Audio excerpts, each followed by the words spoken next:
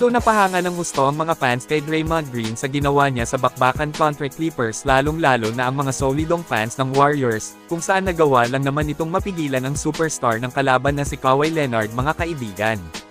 Grabe, sa mga hindi nakapansin, panay pasa lang ang ginagawa ni Leonard dahil sa higpit ng depensa ni Draymond sa kanya.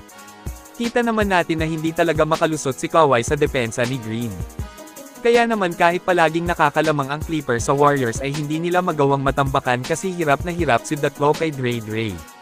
Nasa mga hindi pa nakakaalam, 2 points lang ang nagawa ni Kawhi Leonard sa fourth quarter ng laban nila dahil wala talaga siyang kawala kay Draymond. Isa ito sa dahilan na bagaman mainitin ang ulo ni Dre ay hindi basta-basta napapakawala ng Warriors si Dre kasi napakalaking parte siya sa grupo.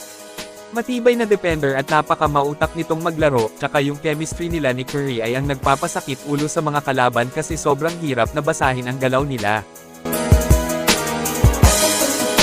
Ngayon, pagkatapos ng laban, mga kaibigan, sa interview ni Datlo ay aminado siya ditong isang napakagaling na defender si Green. Ani niya dito talagang nahirapan siyang tumira ng libre kaya natalo sila.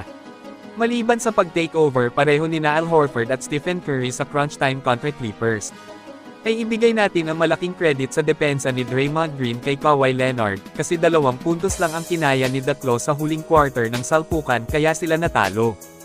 Ibang klase nga naman talaga ang depensa nitong si Dre na kahit nga ang mga iilang malalaking sentro ng ibang team ay kaya niyang pigilan.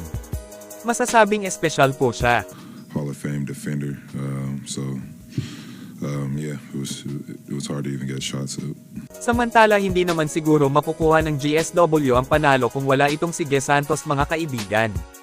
Lupit ni Ge kontra Clippers, maaasahan siya kung saan nagtala ito ng 20.6 rebounds, 5 assists at 1 steal. Dahil kay Ge Santos kaya po pwede pa rin talaga nilang palagan ang anumang team sa liga kahit nawala sa kanila sina Jimmy Butler at Moses Moody dahil sa masamang injury. Ito sipatin po natin hanggang dulo kung gaano totoong nag-improve na itong si Ge ng mataas na level sa kanyang laro.